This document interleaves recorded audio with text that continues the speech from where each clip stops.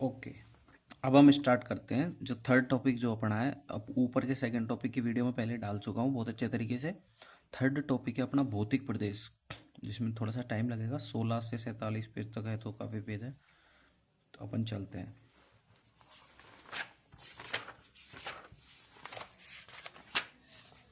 Okay, भौतिक प्रदेश। तो भौतिक प्रदेशों का वर्गीकरण व्यक्तिगत आधार पर और भौगोलिक कारकों के आधार पर। व्यक्तिगत आधार पर वर्गीकरण प्रो प्रो वीसी मिश्रा के अनुसार राजस्थान 7 भौतिक प्रदेशों में बांटा हुआ है। पुस्तक है ज्योग्राफी ऑफ राजस्थान, जिसमें लिखा हुआ है 1967 में लिखी थी।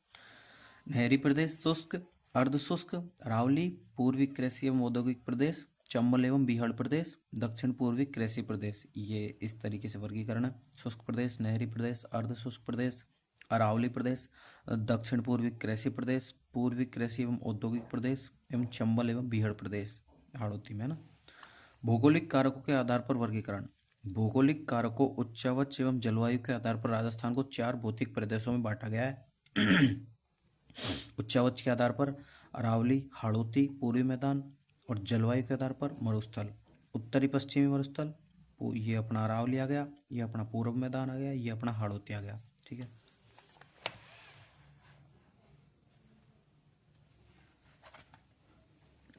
भौतिक प्रदेशों की सामान्य जानकारी। मरुस्थल का क्षेत्रफल 61.11, अरावली का, चलो एक बार में पढ़ते हैं। मरुस्थल क्षेत्रफल 61.11%, जनसंख्या 40%, जिले 12, रेतीली बलुई मिट्टी एवं शुष्क व अर्ध शुष्क इसमें जलवायु पाई जाती है। अरावली 9%, 10% जनसंख्या, 13 जिले, पर्वतीय वनीय मिट्टी, उपाद्र जलवायु। पूर्वी मैदान 23%, 39% जनसंख्या, 10 जिले, और जलोढ़ कच्छारी मिट्टी एवं आर्द्र जलवायु। इसमें जनसंख्या देखो काफ़ी पाई जाती है, 23% क्षेत्रफल, लेकिन 39% जनसंख्या पाई जाती है। इसके पास 61% क्षेत्रफल है, लेकिन जनसंख्या 40% ही पाई जाती है। अब आता है हाड़ौती। 6.89% क्षेत्रफल, 11% जनसंख्या, 7 जिले, काली मिट्टी, अति आर्द्र। अब आता है उत्तरी पश्चिमी मरुस्थल का डिटेल। थार मरुस्थल थार मर थार मरुस्थल का निर्माण 33 सागर में टर्सरी काल में हुआ है, जिसे भारत का महान मरुस्थल भी कहा जाता है। रामायण एवं भगवत गीता में मरुस्थल को धनवा कहा गया है। धनवा अपने धानवन जो उद्योग भी होते हैं ना। विश्व में थार भारत का एवं पाकिस्तान में विस्तृत है। भारत में 50%, पाकिस्तान में 15%, जिसका क्षेत्रफल 2,38,254 वर्ग किलोमीटर है। जबकि भारत में थार का विस्तार अधिक है। राजस्थान 62%, गुजरात उससे कम, हरियाणा उससे कम, पंजाब उससे कम। पाकिस्तान में इस मरुस्थल का विस्तार चोलिस्तान कहलाता है। मरुस्थल का विस्तार। राजस्थान में मरुस्थल का विस्तार 1,75,000 वर्ग किलोमीटर में है, जिसकी चौड़ाई 300 किलोमीटर है, लंबाई 640 किलोमीटर और औसत ऊंचाई 200 से 300 मीटर। ठीक है, 300 किलोमीटर चौड़ाई लंबाई यहाँ पे दे रखा है। ठीक है। मरुस्थल का ढाल उत्तर पूर्व से दक्षिण पश्चिम की ओर है। मतलब उत्तर पूर्व से दक्षिण पश्चिम की ओर, मतलब ऐसे। ठीक है। तो उत्तर पूर्व, उत्तर, ये अपना पश्चिम हो गया, ये पूर्व हो गया, दक्षिण हो गया। मरुस्थल की ओर से औसत ऊंचाई 300 मीटर, जबकि दक्षिण में 150 मीटर तक है। ओके।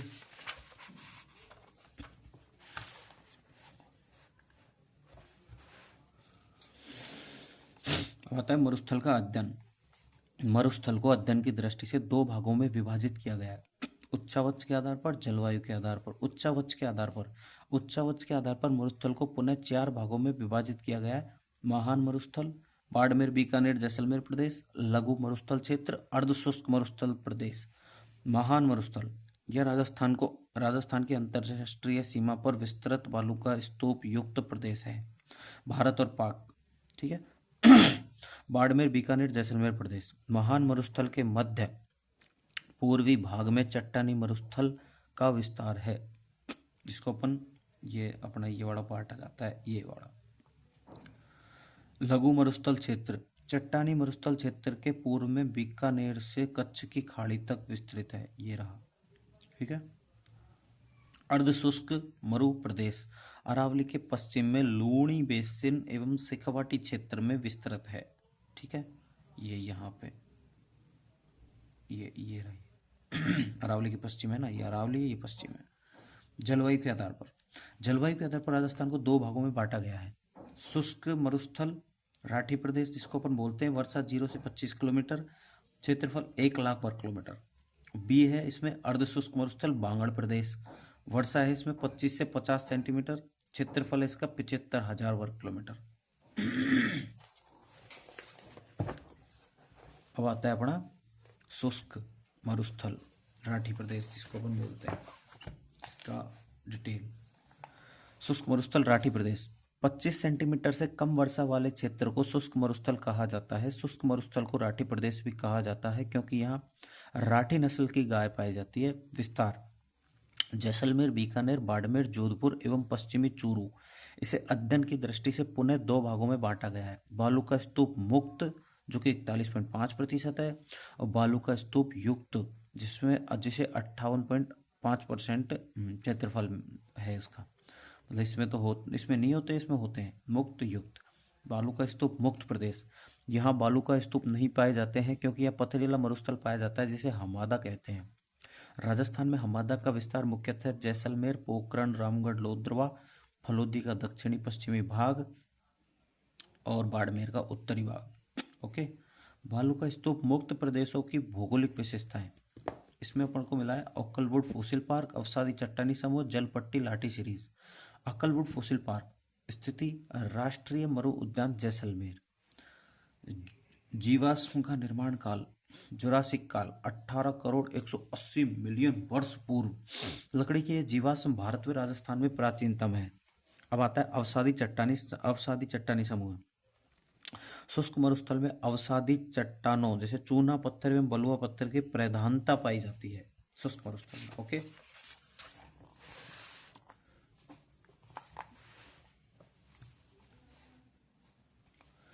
जलपट्टी लाठी सीरीज सरस्वती नदी के भूगर्भिक जलीय अवशेष को जलपट्टी या लाठी सीरीज कहते हैं। पोखरण व मोहनगढ़ के बीच 60 किलोमीटर की दूरी में स्थित है। इस क्षेत्र में सेवण घास अधिक पाई जाती है, जिसे गोडावन की शरण स्थली कहा जाता है, सेवण घास को। राजस्थान की दूसरी जलपट्टी बायतू फलोत्रा से सांचौर जालोर तक। बालू का स्तूप युक्त प्रदेश अर्थ है इसका, जब पवन के द्वारा मिट्टी का निक्षेपण किया जाता है तो निर्मित स्थलाकृति को बालू का स्तूप कहा जाता है। दोहरे या दरियन लहरदार बालू का स्तूप को दोहरे, जबकि स्थानांतरित गतिशील बालू का स्तूप को दरियन कहा जाता है। राजस्थान में सर्वाधिक बालू का स्तूप जैसलमेर में है, जबकि सभी प्रकार के बालू का स्तूप जोधपुर में है। ठीक है। प्रकार होते हैं इनके भी। बालू का स्तूप के प्रकार मैक्को के अनुसार बालू का स्तूप के प्रकार: बरखान अनुप्रस्थ बालू का स्तूप, अनुदैर्घ्य बालू का स्तूप, पैराबोलिक या परवलयिक, शीफ बालू का स्तूप, तारानुमा बालू का स्तूप, सब्र कापीस बालू का स्तूप, नेटवर्क बालू का स्तूप, अवरोधी बालू का स्तूप।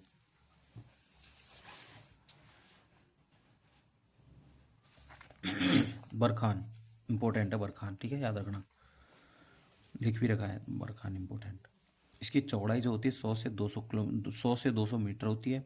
अर्धचंद्राकार आकृति का ये होता है। पवन चलती है अपोजिट साइड से आती है, ऐसे मुंह की साइड से नहीं आती। उत्तल ढाल पवन सम्मुख, अवतल ढाल पवन विमुख। जब पवन के द्वारा मिट्टी का निक्षेपण अर्धचंद्राकार आकृति में होता है तो निर्मित बालू का स्तूप को बरखान कहते हैं। बरखान की दोनों भुजाओं के मध्य वायु द्वारा निर्मित गर्भ को तल्ली ढाड पलाया कहा जाता है। ये बालू का स्तूप अधिकांशतः 20 सेंटीमीटर वर्षा रेखा के पश्चिम में पाए जाते हैं। 200 mm। सर्वाधिक बरखान चूरू, भालेरीगांव, जैसलमेर, रामगढ़, पोखरण, बीकानेर, देशनोक, जोधपुर, ओसिया, सीकर, सूरतगढ़, नागौर, जायल, डिडवाना, कुचामन। विशेषताएं: बरखान सर्वाधिक गतिशील स्थानांतरित बालू का स्तूप है, इस कारण मरुस्थलीकरण में इनका योगदान अधिक रहता है। अनुप्रस्थ बालू का स्तूप सेकंड नंबर का। जब पवन द्वारा मिट्टी का निक्षेपण समकोण पर होता है तो निर्मित स्थलाकृति अनुप्रस्थ बालू का स्तूप कहलाती है। जैसे पवन आई, ये समकोण पर जो मिट्टी है इसको ढकेलेगी तो इससे बनता है अपना अनुप्रस्थ बालू का स्तूप। सर्वाधिक पाए जाते हैं बीकानेर के पुंगल में, श्रीगंगानगर के सूरतगढ़ में, हनुमानगढ़ रावतसर में, चूरू झुंझुनू में। अनुदैर्घ्य रेखीय बालू का स्तूप, जब मिट्टी का निक्षेपण पवन की दिशा के समानांतर होता है तो निर्मित स्थलाकृति को अनुदैर्घ्य रेखीय बालू का स्तूप कहते हैं। सर्वाधिक जैसलमेर में, दक्षिण पश्चिम जोधपुर में, बाड़मेर में। नोट, यह बालू का स्तूप लूणी, जवाई एवं घग्गर बेसिन के पास भी पाए जाते हैं। ओके,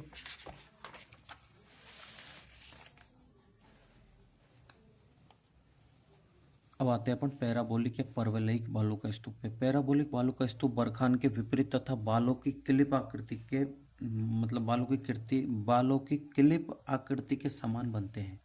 बरखान के विपरीत, ठीक है, बरखान के विपरीत होता है। जैसे बरखान में तो इधर से आती हवा, इसमें अंदर से घुसेगी। पैराबोलिक बालू का स्तूप राजस्थान में सर्वाधिक पाए जाते हैं क्योंकि इनका विस्तार सभी मरुस्थलीय जिलों में है।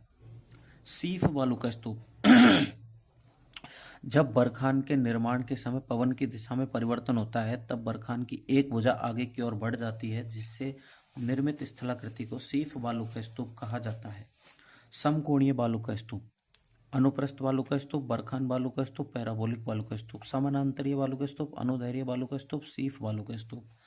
तारानुमा बालू का स्तूप, 3 या 3 से अधिक भुजा वाले बालू का स्तूप को तारानुमा बालू का स्तूप कहते हैं।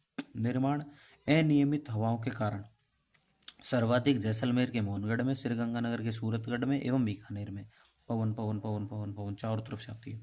सब्र कपीस नेबखा मरुस्थल में झाड़ियों के पास निर्मित छोटे बालू का स्तूप को सब्र कापीस बालू का स्तूप कहते हैं। यह बालू का स्तूप सर्वाधिक जैसलमेर, बीकानेर, बाड़मेर, जोधपुर में पाए जाते हैं। नोट, इन बालू का स्तूपों को नेबका भी कहा जाता है, सब्र कापूस को ना।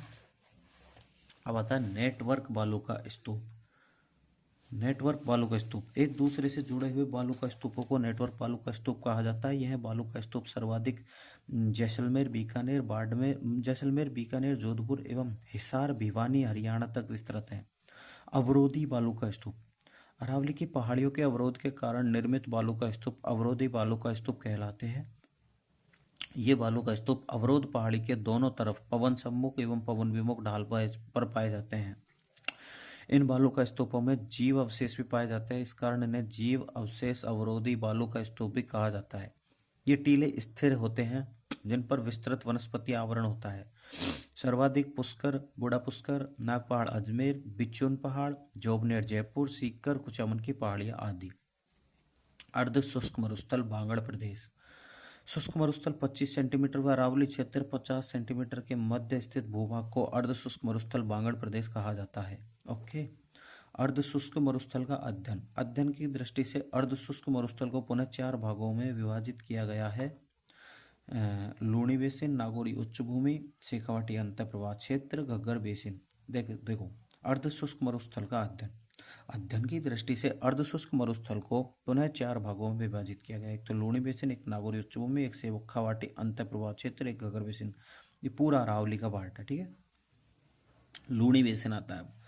लूणी जवाई बेसिन को गोडवाड़ बेसिन भी कहा जाता है जिसका विस्तार पाली, बाड़मेर, बालोतरा, जालोर, जोधपुर में है। लूणी बेसिन की पूर्वी सीमा पर काला भूरा डूंगर पाली स्थित है।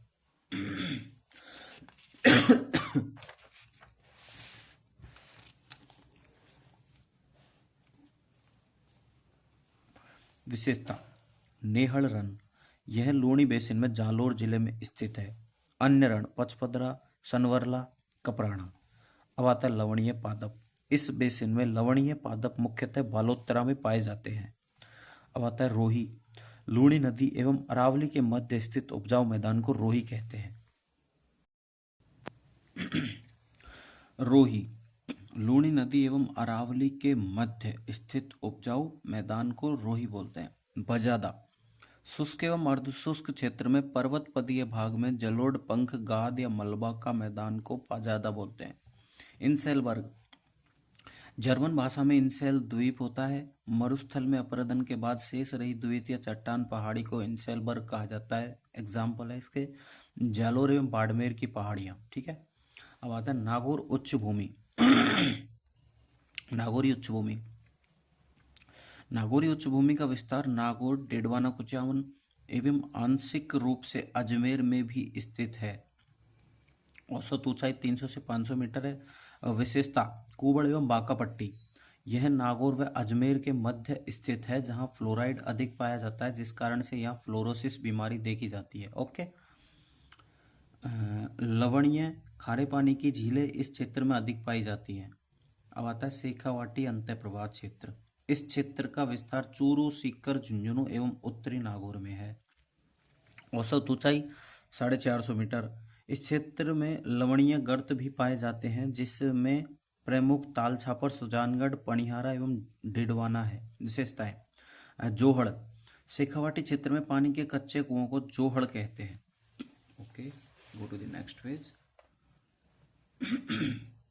ओके, तोरावाटी। कांतली नदी के अपवाद क्षेत्र को तोरावाटी कहा जाता है, जिसका विस्तार सीकर एवं झुंझुनू में है।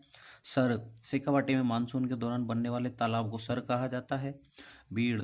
शेखावाटी क्षेत्र में चारागाह भूमियों को बीड़ कहा जाता है। उदाहरण बगड़ बीड़, झुंझुनू, फतेहपुर बीड़, सीकर आदि।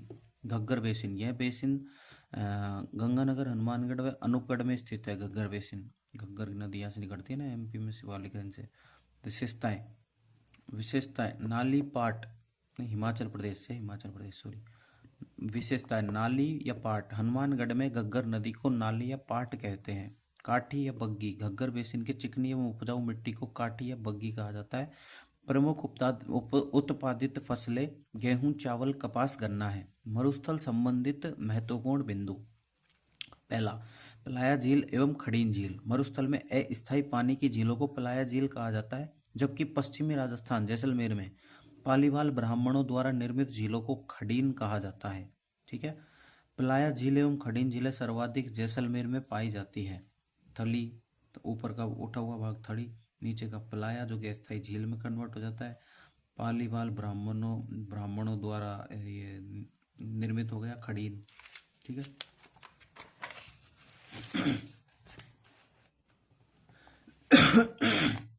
थड़ी। मरुस्थल के ऊंचे उठे हुए भाग को थड़ी कहते हैं, जो मुख्यतः बीकानेर व चूरू में स्थित होता है। इस कारण इस क्षेत्र में कोई नदी नहीं पाई जाती है। थली ऊपर का उठा हुआ भाग है ना, इसलिए। तल्ली। मरुस्थल में बालू का स्तूपों के मध्य स्थित निम्न भूमि को तल्ली कहते हैं। तल्ली। रण या टाट।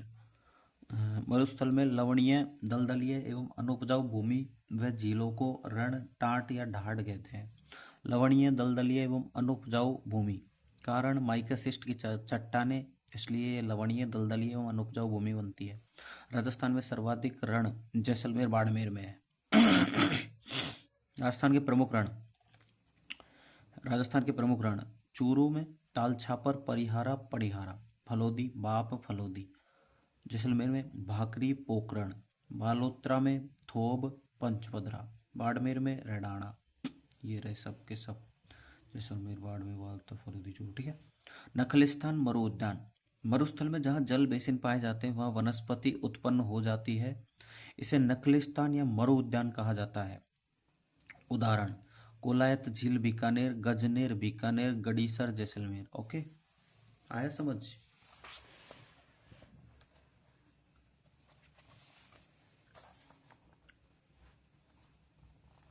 अब आ जाते हैं अपन बालसन पे। बालसन होता है मरुस्थल में पहाड़ियों के मध्य स्थित जल बेसिन को बालसन कहा जाता है। उदाहरण सामर झील। बाप बोल्डर किले।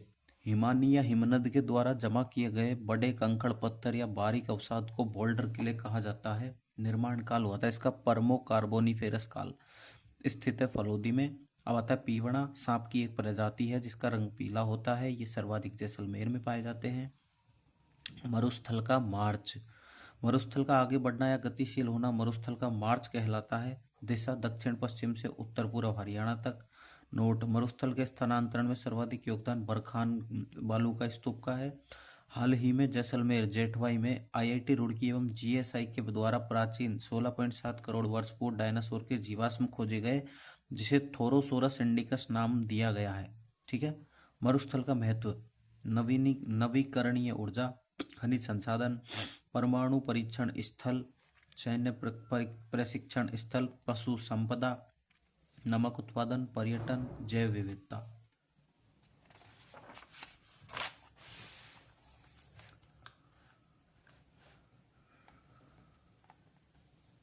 नवीकरणीय ऊर्जा क्या होती है? राजस्थान के उत्तरी पश्चिमी भाग में नवीकरणीय ऊर्जा की संभावना अधिक है, जैसे सौर ऊर्जा, पवन ऊर्जा आदि। सौर ऊर्जा तो अपने सन से लेते हैं, पवन ऊर्जा अपने एयर से बनती है। खनिज, राजस्थान के उत्तरी पश्चिमी भाग में जीवाश्म खनिज, ऊर्जा खनिज अधिक पाए जाते हैं, जैसे पेट्रोलियम, प्राकृतिक गैस, कोयला आदि। ठीक है। परमाणु परीक्षण स्थल, पोखरण जैसलमेर को भारत की परमाणु परीक्षण स्थली कहा जाता है।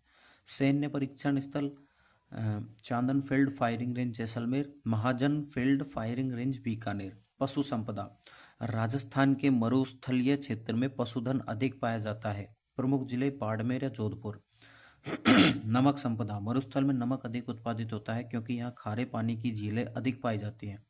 उदाहरण सांबर, पचपदरा, डिडवाना। पर्यटन, पश्चिमी राजस्थान की संस्कृति पर्यटन को आकर्षित करती है। पश्चिमी राजस्थान के प्रमुख पर्यटन महोत्सव, ऊंट महोत्सव बीकानेर, मरु महोत्सव जैसलमेर, मारवाड़ महोत्सव जोधपुर, थार महोत्सव बाड़मेर। ओके।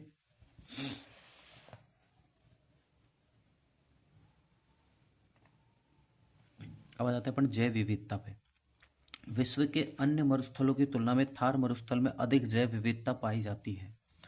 खाद्यान्न उत्पादन, राजस्थान के उत्तरी पश्चिमी भाग में मोटा अनाज अधिक उत्पादित होता है, एग्जाम्पल बाजरा। अरावली पर्वत, अरावली पर्वतमाला को मेरू, आडावाला एवं विष्णु पुराण में परिपात्रा भी कहा गया है। अरावली का निर्माण, अरावली का निर्माण यूरेशियन प्लेट एवं इंडो ऑस्ट्रेलियन प्लेट के मध्य हुआ है। अरावली एक प्राचीनतम वलित एवं अवशिष्ट पर्वतमाला है। निर्माण काल के अनुसार प्राचीनतम है, निर्माण प्रक्रिया के अनुसार फोल्डेड है, वलित है, वर्तमान स्थिति के अनुसार अवशिष्ट है, रेजिड्यूअल है। ठीक है। अरावली की आकृति एवं विस्तार, जो राजस्थान में कर्णवत ईयर शेप रूप में फैली हुई है, जिसकी शुरुआत अरब सागर मिनिको द्वीप से हुई। इस कारण अरब सागर को अरावली का पिता भी कहा जाता है। अरावली सतत रूप से खेड़ ब्रह्मा गुजरात से रायसीना हिल्स दिल्ली तक विस्तृत है, जिसकी कुल लंबाई 692 किलोमीटर है। राजस्थान में लंबाई 550 किलोमीटर है, जिसमें 80% हिस्सा राजस्थान में आता है। औसत ऊंचाई इसकी 930 मीटर है। वैसे तो काफ़ी ऊंचे ऊंचे पहाड़ है इसमें, लेकिन औसत जो माने जाते हैं वो 930 है।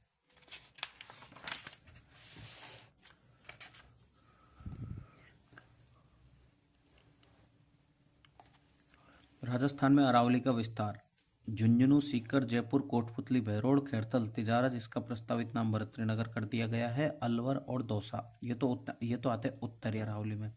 मध्य अरावली में आते हैं अजमेर, टोंक और ब्यावर। और दक्षिणी अरावली में आते हैं सिरोही, राजसमंद, डूंगरपुर, उदयपुर, सलूमर।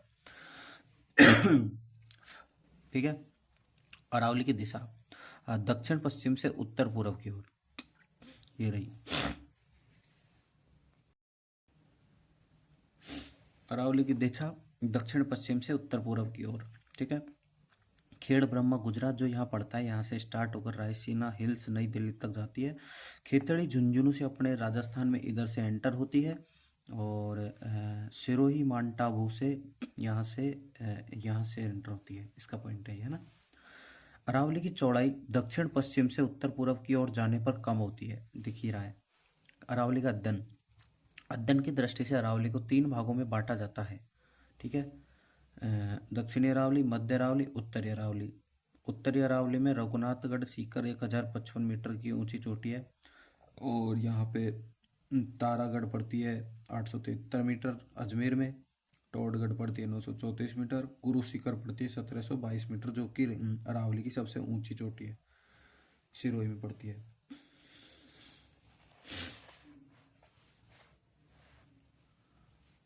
अब आ जाते हैं अपन नेक्स्ट पेज पे। उत्तरी अरावली, मध्य अरावली, दक्षिण अरावली। उत्तरी अरावली ये था, अपने देखा ही था ऊपर की साइड वाला। झुंझुनू व जयपुर के मध्य विस्तृत सर्वोच्च चोटी रघुनाथगढ़ 1055 मीटर जो कि सीकर में पड़ती है। औसत ऊंचाई इसकी 450 मीटर है। चौड़ाई इसकी अनिश्चित है। ठीक है। मध्य अरावली जयपुर व राजसमंद के मध्य विस्तृत है और इसे मेरवाड़ा अरावली भी कहते हैं। इसका विस्तार है इसका विस्तार है अजमेर ब्यावर टोंक में। सर्वोच्च चोटी इसमें टोडगढ़ तारागढ़ नाग। टोडगढ़ 930, तारागढ़ 873, नाग 795। औसत ऊंचाई 700 मीटर। चौड़ाई है इसकी 30 किलोमीटर। दक्षिणी अरावली में राजसमंद व सिरोही के मध्य विस्तृत है। सर्वोच्च चोटी गुरु शिखर है। दक्षिण अरावली को पुनः 2 भागों में बांटा गया है। पहला है आबू अरावली सिरोही व पाली, मेवाड़ अरावली उदयपुर राजसमंद व सलूम्बर। औसत ऊंचाई है इसकी 1000 मीटर। चौड़ाई है इसकी 100 किलोमीटर। यहाँ पे जाके चौड़ाई भी तो ज़्यादा हो जाती है ना। अरावली के पठार। अरावली में सर्वाधिक पठार दक्षिणी अरावली में स्थित, जिसमें प्रमुख पठार है। ठीक है, तो ये तो मैप दे रखा है, इसमें से आप देख लेना, मतलब रिलेट कर लेना। उड़िया का पठार यह दक्षिणी अरावली में सिरोही में स्थित है, जो गुरु शिखर के नीचे लगभग 8 किलोमीटर दूर स्थित है। उड़िया राजस्थान का सबसे ऊंचा पठार है, जिसकी ऊंचाई है 1360 किलोमीटर। ये क्वेश्चन आता है, मैं कह रहा हूँ ये क्वेश्चन आता है।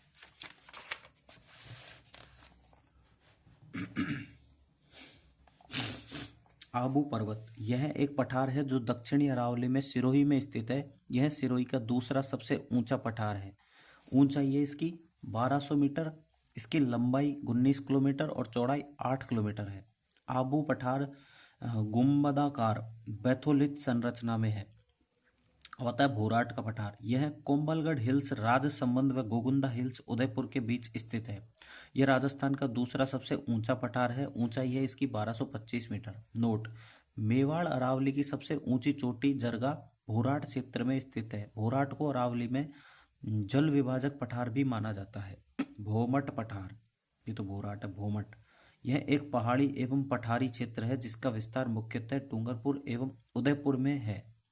यहाँ भील जनजाति अधिक पाई जाती है। लसाड़िया का पठार यह दक्षिणी अरावली में जयसमंद झील के पूर्व में स्थित है। वर्तमान स्थिति सलूम्बर एवं प्रतापगढ़, पहले उदयपुर एवं चित्तौड़गढ़ था।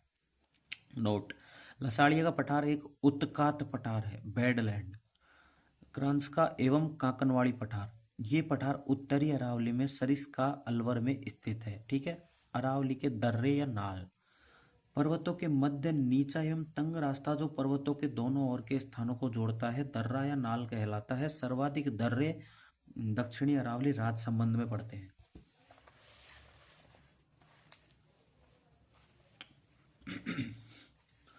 सोमेश्वर नाल, हाथीगुड़ा नाल, खांबली नाल, कमली घाट राजसमंद के हैं सारे। गोरम घाट, पगल्या नाल, झीलवाड़ा नाल, है ना, ये अपने नीचे के आ गए। ढेबर नाल, फुलवारी नाल, केवड़ा नाल, देवारी नाल, हाथी नाल, ये अपने ब्यावर साइड के आ गए। बरनाल, परवारिया नाल, सुरा नाल, शिवपुरा घाट, ये अपने पाली का आ गया। देसुरी नाल। ठीक है। ढेबर नाल यह दक्षिणी अरावली में वर्तमान सलूम्बर में स्थित है, मतलब इस साइड के हैं, ये एग्जैक्ट नहीं है। ठीक है। जयसमंद झील इसी नाल में गोमती नदी पर स्थित है। इस कारण जयसमंद झील को ढेबर झील भी कहा जाता है। नोट: राजसमंद में जयसमंद झील सबसे बड़ी मीठे पानी की कृत्रिम झील है। ठीक है, राजाओं ने बनवाई थी। फुलवारी नाल यह दक्षिण अरावली में उदयपुर कोटड़ा में स्थित है। सोम, मानसी एवं वाकल नदियां इस नाल से बहती हैं। केवड़ा नाल यह दक्षिण अरावली में उदयपुर में स्थित है। यह उदयपुर एवं सलूम्बर को जोड़ती है। ढेबारी नाल यह दक्षिणी अरावली में उदयपुर में स्थित है। यह नाल उदयपुर एवं चित्तौड़गढ़ NH-27 को जोड़ती है। पगला नाल झालवाड़ा यह दक्षिणी अरावली में राजसमंद में स्थित है। यह मेवाड़ राजसमंद को मारवाड़ पाली से जोड़ती है। हाथीगुड़ा नाल यह दक्षिणी अरावली में राजसमंद में स्थित है। यह नाल राजसमंद, गोगुंदा, उदयपुर तथा सिरोही को जोड़ती है। ओके, क्लियर तो हो रहा है भाई साहब?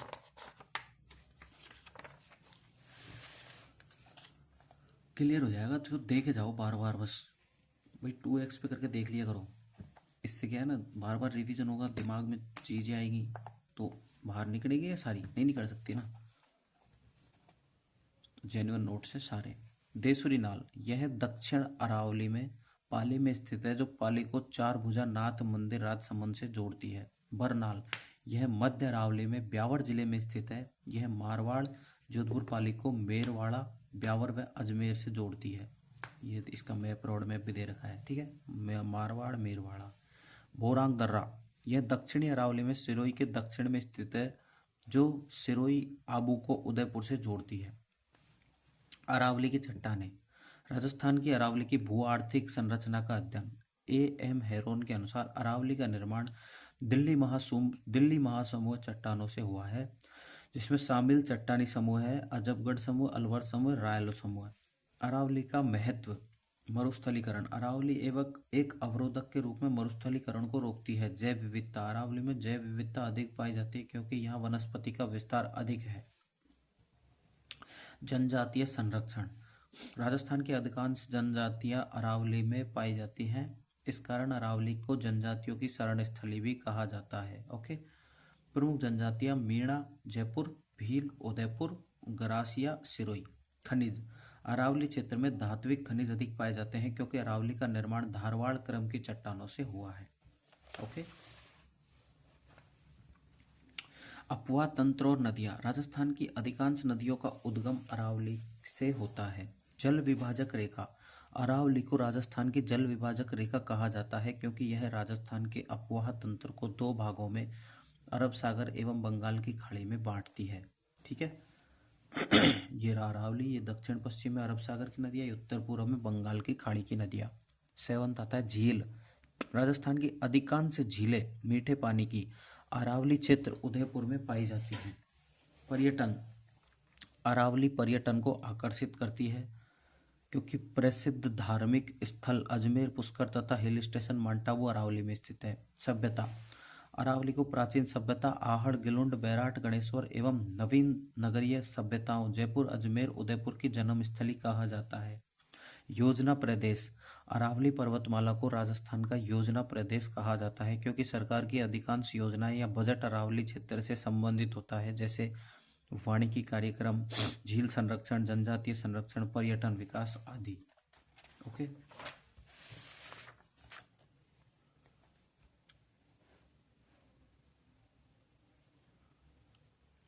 अरावली प्रदेश के अन्य महत्वपूर्ण बिंदु। पीडमोंट, पर्वत पदीय क्षेत्रों को पीडमोंट कहा जाता है, जैसे देवगढ़, राजसमंद, ये रोड मैप है, इसको देख लेना आप। पर्वत ऐसे होते हैं, पठार ऐसे होते हैं, मतलब ऊंचे तो होते हैं लेकिन बराबर होते हैं, ऊपर से पीडमोंट, ये मैदान और पठार के जो बीच का भाग होता है वो पीडमोंट कहलाता है। फुटपदीय माउंटेन, ठीक है। अरावली की सर्वोच्च चोटियाँ, उत्तरी अरावली में सर्वोच्च चोटियाँ। पहली रघुनाथगढ़ सीकर में 1055 मीटर, मालखेत सीकर में 1052 मीटर, लोहारगढ़ में झुंझुनू 1051 मीटर, भोजगढ़ झुंझुनू में 997 मीटर, खो जयपुर में 920 मीटर, बहराच अलवर में 792 मीटर, बाबाई जयपुर में 792 मीटर। अब मध्य अरावली में टोडगढ़ चोटी है, गोरमजी बोलते हैं, दूरी बोलते हैं, मरायजी बोलते हैं, जिला ब्यावर 934 मीटर, तारागढ़ अजमेर में 873 मीटर, नाग पहाड़ अजमेर में 795 मीटर। और दक्षिणी अरावली में गुरु शिखर माउंट आबू सिरोही 1722 मीटर, शेर माउंट आबू सिरोही में 1597 मीटर, दिलवाड़ा माउंट आबू सिरोही में 1442 मीटर। अब जरगा उदयपुर में 1431 मीटर, अचलगढ़ माउंट आबू सिरोही में 1380 मीटर, आबू सिरोही में 1295 मीटर, कुंभलगढ़ राजसमंद में 1224 मीटर, धोनिया राजसमंद में 1183 मीटर, ऋषिकेश सिरोही में 1017 मीटर, कमलनाथ उदयपुर में 1001 मीटर, सुंदा पर्वत भीनमाल जालोर में 991 मीटर, माकड़ मगरा उदयपुर में 989 मीटर, सज्जनगढ़ उदयपुर में 938 मीटर, सायरा उदयपुर में 900 मीटर, लीलागढ़ उदयपुर में 874 मीटर, डोरा पर्वत जालोर में 869 मीटर। एग्जाम की दृष्टि से महत्वपूर्ण चोटियाँ अवरोही क्रम में, ये ट्रिक भी दे रखी है इसकी, ठीक है। गुरु शिखर, शेर, दिलवाड़ा, जरगा, अचलगढ़, कुंभलगढ़, धोनिया, रघुनाथगढ़, ऋषिकेश, कमलनाथ, सज्जनगढ़। गुरु से दिल से, जरा, आस, कुंभा, धोनी, रघुनाथ, ऋषि का, सज्जन, ठीक है। सिरोही सिरोही सिरोही उदयपुर सिरोही राजसमंद, इसको देख लेना आप लोग, ठीक है। अवरोही क्रम में है ये, मतलब घटते हुए क्रम में ऊंचाई है, यहाँ तक है ये पूरा। मोर मोरमजी 934 मीटर, ब्यावर खो में खो, सायरा तारागढ़ बिलाली रोजा भाकर बैराठी सारे पढ़ी लिए पर ने, ट्रिक के हिसाब से आप लोग देख लेना, इसको लिख लेना कहीं पे और चिपका लेना। नोट, कर्नल जेम्स टॉड ने गुरु शिखर को संतों का शिखर कहा है। राजस्थान में अरावली, सर्वाधिक ऊंचाई सिरोही एवं सर्वाधिक विस्तार उदयपुर में। राजस्थान की अन्य प्रमुख पहाड़ियाँ, भाकर सिरोही में, पहाड़ी का नाम प्लस भाकर जालोर में आते हैं। पहाड़ी का नाम प्लस मगरा उदयपुर और राजसमंद में आते हैं। पहाड़ी का नाम प्लस डूंगर डोंगरी जयपुर कोटपुतली बहरोड के समथिंग में आते हैं।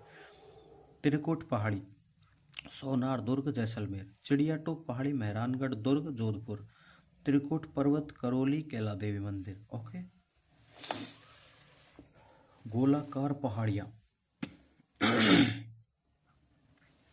गोलाकार पहाड़ियाँ 56 की पहाड़ियाँ बालोतरा सिवाना में पड़ती है। 56 की पहाड़ियाँ, नाकोड़ा पर्वत बालोतरा राजस्थान का मेवानगर बोलते हैं इसको। पिपलुद पहाड़ी बालोतरा में, राजस्थान का मिनी या लघु माउंट आबू बोलते हैं इसको। जालोर की प्रमुख पहाड़ियाँ, जालोर की प्रमुख पहाड़ियाँ, रोजा भाकर इसराना भाकर झारोला भाकर जालोर। सुंढा पर्वत, ऊंचाई 991 मीटर जालोर। सुंदा माता मंदिर भालू संरक्षित केंद्र एवं फर्स्ट रोपवे 2006 के लिए प्रसिद्ध है सुंदा पर्वत। जसवंतपुरा हिल्स इसकी सर्वोच्च चोटी, टोरा पर्वत 869 मीटर जो कि जालोर में है। जालोर एवं बाड़मेर की पहाड़ियों में मुख्यतः ग्रेनाइट एवं रायोलाइट चट्टानें पाई जाती हैं। बहुत इंपॉर्टेंट था पहले तो, अब पता नहीं अब आएगा कि नहीं आएगा वो पता नहीं, आरपीएससी अलग बोर्ड में है।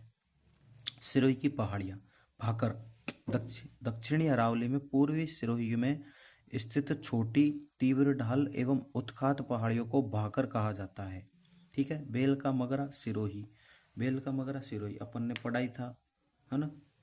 इसमें वोलेस्टोनाइट खनिज का भंडारण पाया जाता है। उदयपुर की पहाड़ियाँ, मोती मगरी फतेह सागर झील के निकट है मोती मगरी।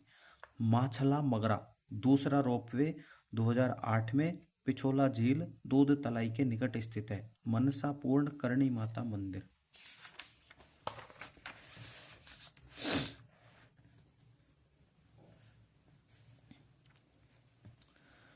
हिरण मगरी उदयपुर शहर में स्थित है। जरगा एवं रागा पहाड़ी है, ठीक है। देसरो, देसरो जरगा रागा के बीच में देसरो मिलता है। उदयपुर में जरगा एवं रागा पहाड़ियों के बीच स्थित हरियाली वाला क्षेत्र देसरो कहलाता है। गोगुंदा ये रहा, ठीक है। गोगुंदा हिल्स आयड़ बेड़च नदी का उद्गम स्थल। बीछामेड़ा हिल्स सोम नदी का उद्गम, ठीक है। राजसमंद की पहाड़ियाँ, रेल का मगरा राजसमंद। बिजराल पहाड़ी खारी नदी का उद्गम स्थल है। देवेर पहाड़ी कोठारी नदी का उद्गम। खमनोर पहाड़ी बनास नदी का उद्गम। मेरवाड़ा अजमेर ब्यावर की पहाड़ी, चोटी है टोडगढ़ गोरमजी दूर मरायजी, जिला ब्यावर है, ऊंचाई 934 मीटर है। तारागढ़ अजमेर जिले में पड़ती है, 873 मीटर है, ठीक है। नाग पहाड़ी सर्पिलाकार इसकी आकृति है और लूणी नदी का उद्गम यहीं से होता है, अजमेर जिले में पड़ती है, 795 मीटर, ठीक है। जयपुर की पहाड़ियाँ, मोती डोंगरी गणेश मंदिर, झालाना डोंगरी लेपर्ड तेंदुआ सफारी के लिए प्रसिद्ध है। ईगल हिल्स चील पहाड़ी जयगढ़ किला स्थित है ईगल हिल्स पे। मनोहरपुरा हिल्स मेंथा या मेंढा का उद्गम।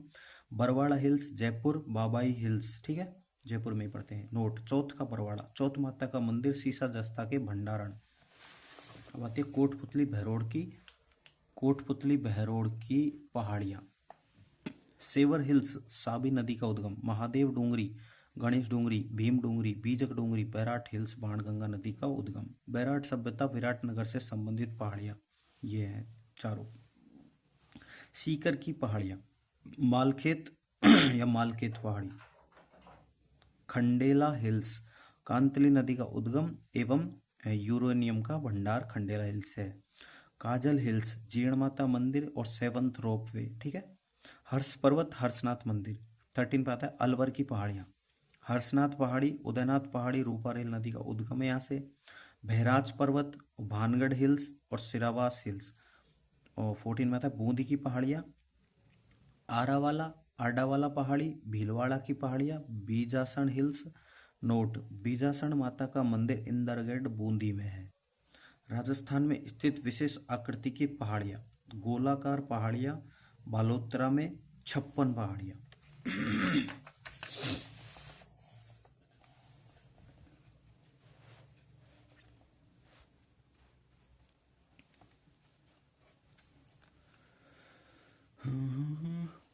घोड़े की नाल जैसी पहाड़ियाँ 12, हाड़ौती, रामगढ़, क्रेटर झील 12। दोहरी तस्तरी नुमा गिरवा पर्वतों की श्रृंखला, गिरवा पर्वत पहाड़ियों के मध्य उदयपुर शहर स्थित है। अर्धचंद्राकार बूंदी हिल्स एवं मुकुंदरा हिल्स, कोटा झालावाड़। सर्पिलाकार पहाड़ियाँ, नाग हिल्स, अजमेर पश्चिम में स्थित। ठीक है। अब पूर्वी मैदानी प्रदेश है। पूर्वी मैदानी प्रदेश में क्या है? राजस्थान के पूर्वी मैदान का निर्माण नदियों द्वारा जमा किए गए अवसादों से हुआ है। निर्माण काल प्लेस्टोसीन काल में। पूर्वी मैदान का अध्ययन। पूर्वी मैदान को अध्ययन की दृष्टि से 3 भागों में बांटा जाता है। माही का मैदान, बनास या बाणगंगा का मैदान और चंबल का मैदान।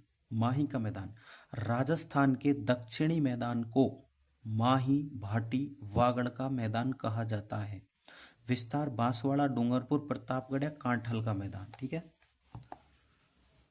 नोट, बांसवाड़ा और प्रतापगढ़ में माही के मैदान को 56 का मैदान कहा जाता है क्योंकि यह मैदान 56 गांवों में विस्तृत है। मिट्टी, माही मैदान में मुख्यतः लाल चिकनी मिट्टी पाई जाती है। कृषि फसलें, मक्का, माही कंजन, माही धवल। चावल, माही सुगंधा एवं गन्ना। ठीक है। अब आता है बनास बाणगंगा मैदान। बनास मैदान, बनास के मैदान को अध्ययन की दृष्टि से 2 भागों में बांटा गया है। मेवाड़ का मैदान और मालपुरा करौली का मैदान। ठीक है। मेवाड़ का मैदान, बनास के दक्षिणी मैदान को मेवाड़ का मैदान कहा जाता है। मेवाड़ मैदान कहा जाता है। विस्तार चित्तौड़गढ़, उदयपुर, भीलवाड़ा, राजसमंद। ठीक है। मालपुरा करौली मैदान, बनास के उत्तरी मैदान को मालपुरा करौली मैदान कहा जाता है। विस्तार अजमेर, टोंक, सवाई माधोपुर। नोट, बनास मैदान में मुख्यतः भूरी मिट्टी पाई जाती है। बनास मैदान में मुख्यतः भूरी मिट्टी पाई जाती है। सेकंड आता है बाणगंगा मैदान। बाणगंगा मैदान को रोहिक का मैदान भी कहा जाता है। विस्तार जयपुर, कोटपुतली, बहरोड, दौसा, भरतपुर। मिट्टी मुख्यतः जलोढ़ मिट्टी पाई जाती है।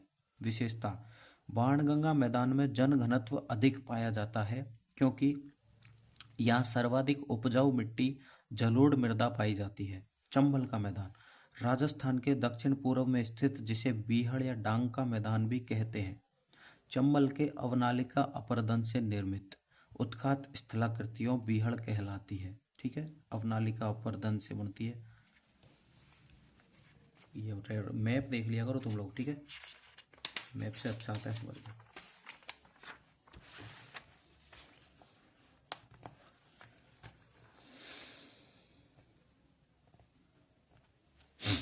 विस्तार चित्तौड़गढ़, कोटा, बूंदी, सवाई माधोपुर, करौली, धौलपुर। मिट्टी चंबल मैदान में काली जलोढ़ मिट्टी पाई जाती है।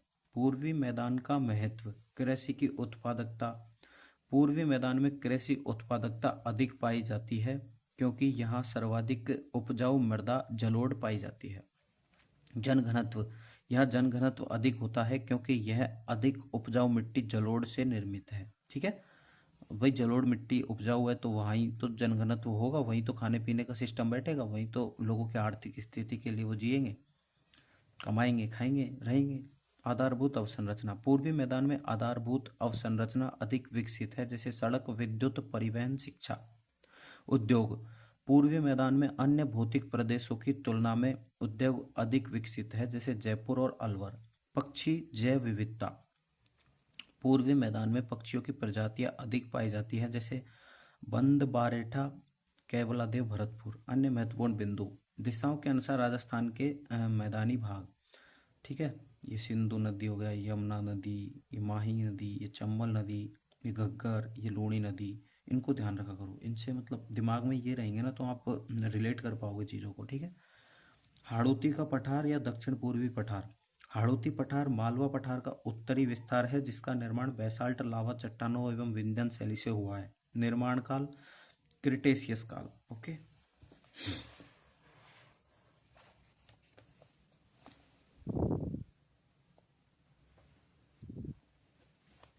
हाड़ौती की औसत ऊंचाई 500 मीटर।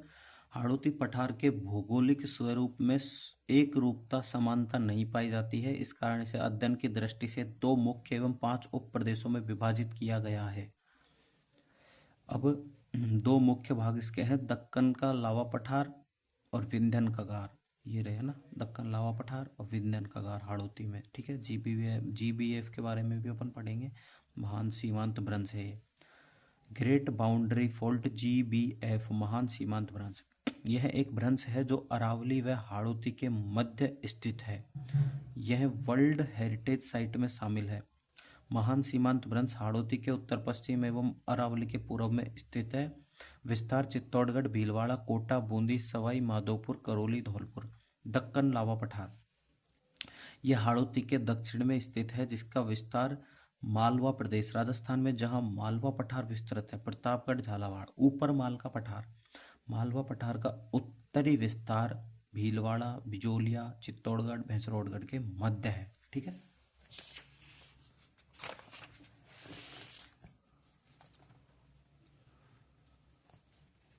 अब आता है अपना विंध्यन कगार। विंध्यन कगार यह हाड़ौती के दक्षिण पूर्व में स्थित है, जिसका विस्तार हाड़ौती और डांग क्षेत्र में है। हाड़ौती में कोटा, बूंदी, बारा, झालावाड़, डांग क्षेत्र में सवाई माधोपुर, करौली और धौलपुर में है। ठीक है, विंध्यन कगार की चट्टानें और खनिज, इसमें मुख्यतः सर्वाधिक बलुआ पत्थर, सैंडस्टोन या चूना पत्थर, लाइमस्टोन या लाल पत्थर, रेडस्टोन, कोटा स्टोन एवं हीरा पाया जाता है। हाड़ौती के 5 गौण उप प्रदेश, सब डिवीजन भाग: अर्धचंद्राकार पर्वत श्रेणी, नदी निर्मित मैदान, शाहाबाद उच्च भूमि, झालावाड़ का पठार और डग गंगधर उच्च भूमि। ठीक है, अर्धचंद्राकार पर्वत श्रेणी हाड़ौती के उत्तर पश्चिम एवं दक्षिण में स्थित है। हाड़ौती के उत्तर पश्चिम एवं दक्षिण में स्थित है। यह बूंदी हिल्स एवं मुकुंदरा हिल्स के रूप में विस्तृत है। बूंदी हिल्स, बूंदी में विस्तृत दोहरी पर्वतमाला है, जिसकी कुल लंबाई 96 किलोमीटर है। इसकी औसत ऊंचाई 300 से 350 मीटर है, जिसकी सर्वोच्च चोटी सतूर 353 मीटर है। बूंदी से 13 किलोमीटर पश्चिम में स्थित है। इस श्रेणी में 4 दर्रे स्थित हैं: बूंदी दर्रा, लखेरी दर्रा, जैतावास दर्रा, रामगढ़ खटगढ़ दर्रा। ठीक है, मुकुंदरा पर्वत श्रेणी, यह कोटा झालावाड़ में विस्तृत है, जिसकी कुल लंबाई 120 किलोमीटर है। इसकी औसत ऊंचाई 335 से 503 मीटर है, जिसकी सर्वोच्च चोटी चंदवाड़ी 517 मीटर झालावाड़ में स्थित है। अब आता है नदी निर्मित मैदान।